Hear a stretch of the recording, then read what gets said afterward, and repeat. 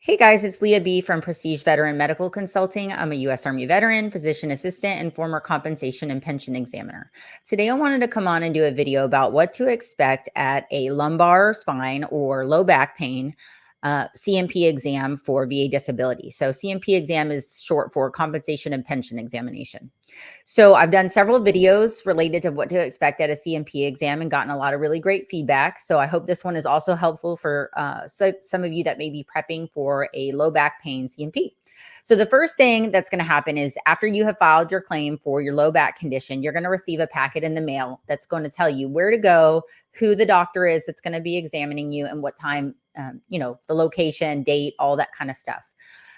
So you can go online and download this form that I'm about to go over with you guys called a disability benefit questionnaire. So when you get to your examination, the doctor is going to have whatever medical records have been supplied to them by the VA, and they're going to go through this questionnaire that has questions on it. It's got examination components that they're going to fill out based on that exam they do with you. And then that's going to be sent back to the VA so that the rater or the adjudicator can review it and decide what you're rating, where you're going to fit into with ratings, if it's service connected and things like that. So the DBQ or the disability benefit questionnaire is pretty straightforward. You can also actually have your own treating provider fill this out for you if you'd like to submit as well. But you can go over to va.gov. So I'm going to pull up a little screen share so you guys can see this really quick. Hang on one second. See, entire screen. Here we go. Okay, so this is va.gov. So I just Googled va.gov DBQ, and you can see that this is just an information page, and it's got all the different hyperlinked disability benefits questionnaires on here.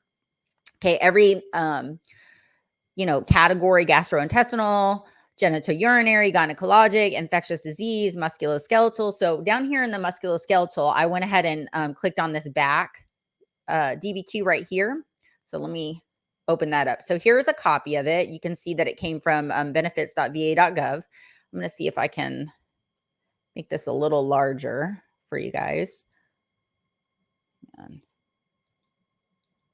Okay, here we go. Oh, that might be a little too large. Let me back it down just a hair. Okay, so you can go over this DBQ, either watch this video again, or you can download it yourself and take a look at it off of va.gov where I just showed you guys. So the first part of this is just going to be some administrative data. So your name, your social security number, the date of exam. So are you completing this DBQ at the request of the veteran or other? Are you a VA healthcare provider? Yes or no? Was the veteran examined in person? Yes or no? So the evidence reviewed. So no records were reviewed, or which records were reviewed. So if it was your claims file or whatever, outside records you may bring in, list the claim condition that pertains to this questionnaire. So if it's low back pain, degenerative disc disease, arthritis, facet arthropathy, a million things. We're going to go over some of them. So here's another block where they can check which conditions you might be suffering from. Now, you may only have one of these conditions. You may have two or three of these conditions. You may have none of these up here, and they have to handwrite in what the condition is, or not handwrite, type in what the condition is. They're going to put an ICD code. That's not really something you need to worry about. That's just a code that corresponds with what this diagnosis is. And then they're going to put the date of diagnosis. So what is the date demonstrated in your medical records that condition was diagnosed? Perhaps they're diagnosing it right then and there at the C&P exam, and then they can put that date, right? So if there are additional diagnoses pertaining to the thoracolumbar spine conditions, list using the above format. All right. So medical history. So describe the history. So this is where they're going to ask you to talk about, the history of the back condition. I injured it during a airborne operation in 1995. I was ruck marching all the time. Maybe your back pain is secondary to another condition. Maybe it's related to some antalgic gait that you have from your knees that are service connected. So veterans started exhibiting back pain after years of knee pain after he had a knee replacement. or whatever the history is. So does the veteran report flare-ups of the condition? Yes or no? And then you're supposed to describe that, and they're supposed to type all that in. The frequency, duration, characteristics, precipitating and alleviating factors. Do you have functional loss or functional impairment of the joint or extremity being evaluated? Yes or no? So this is where they're going to get into the physical exam portion. So that was more history. So now we're going to talk about the physical exam portion. And it's going to be range of motion. So I've got a really neat video on goniometry, or measurement of the joint, that goes a little bit more into how they do that. So you might want to check that out as well. So either all of your range of measurement is normal, it's abnormal, not indicated, or unable to test for whatever reason. And then if it's unable or not indicated, they're supposed to explain why.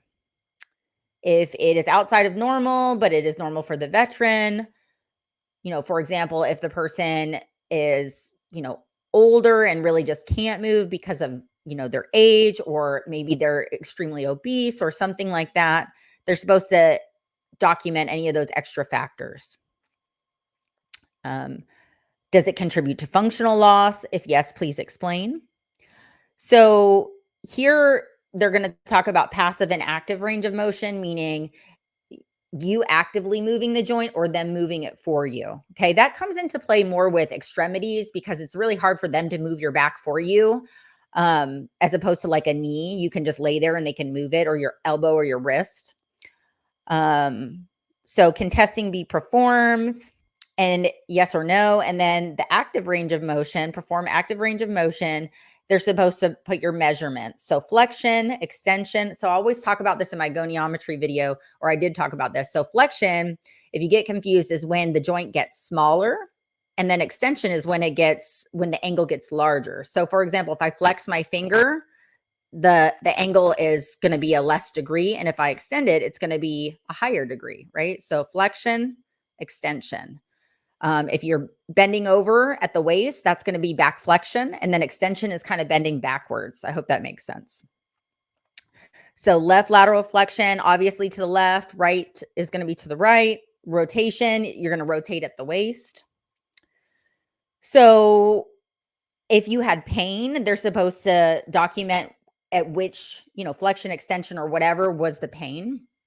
Make sure you're verbalizing that to them, because hopefully they can read your face, but if not, verbalizing, hey, that hurts when I extend, that hurts when I flex, etc., is going to be helpful. If there's limitation of motion, they're supposed to put that if it's due to pain, fatigability, incoordination, or other, and then document why. Then they're going to do passive range of motion, which is when they kind of sort of help you with that. And they're going to document, was it performed? Yes or no? And then they're going to put those same degrees there. And this is pretty much a repeat of that last section, where they're going to talk about if you had pain, if you had any limitations, and, at which angle. Okay. Is there evidence of pain with weight bearing, non-weight bearing, active motion, passive motion, rest? Is there evidence of crepitus? Do you have tenderness to palpation of the soft tissue when they push around on your back? Do you have let's see. They're supposed to have you test if there's additional loss of function or range of motion after 3 repetitions of your range of motion. Repeated use over time. Is the veteran being examined immediately after repeated use over time? Yes or no? And if they are, they're supposed to discuss the factors that are going to be related to repeated use over time. And if not, they're supposed to estimate a range of motion. They're supposed to estimate what it would be after repeated use over time. Flare-ups. Are you being examined during a flare-up? Yes or no? Select factors that cause this functional loss. Again, pain, fatigability, weakness. They're supposed to do more measurement of range of motion if it's during a flare-up, or based on what your report is during your flare-up. Sorry. Guarding and muscle spasms. Do you have localized tenderness, guarding, or muscle spasms of the spine?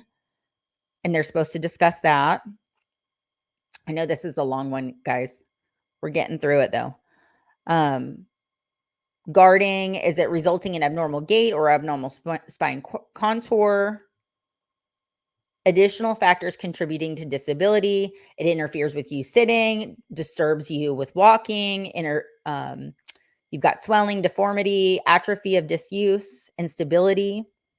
Muscle strength testing. So they're going to do some muscle strength testing of hip flexion, knee extension, ankle plantar flexion. And I don't want to get into this, but 0 through 5 out of 5 is normal strength. 0 is like you have no muscle movement at all. And they're supposed to document all those on your extremities. So do you have muscle atrophy? Reflexes, they're going to test your reflexes. I'm sure many of you have had your reflexes tested. They might like pop you on your knee with a little hammer, not like a real hammer, a reflex hammer. They're going to do light touch testing. So sometimes they might use a little pinprick to test your skin to make sure you have sensory testing in these different areas, your thigh, knee, ankle. These all correspond to different nerve distributions that can be impacted by a back issue. Straight leg test. This is a test that they do to see if there's some radiculopathy or nerve dysfunction. And then there's a section here on radiculopathy. I might do a separate video for this, but the radiculopathy DBQ is on this DBQ as well. Okay. Because these conditions go hand in hand. Lower extremity radiculopathy can be caused by the low back. So, they're going to, basically test if you've got radiculopathy. If you don't, it's going to be no. And then they're going to skip this section. If it's a yes, then they're going to check, the left and right lower extremity and discuss whether it's mild, moderate, or severe, whether you've got constant pain, intermittent pain, paresthesias, numbness, other signs of radiculopathy, which nerve root is involved. So there are different nerve roots. And again, I'll do a different video on this. And actually, if you check out my radiculopathy video specifically, I have it's not a C&P one, but it's about radiculopathy. It goes over some of these issues of, L2, L3, L4 nerve root distribution. What does that mean? Ankylosis.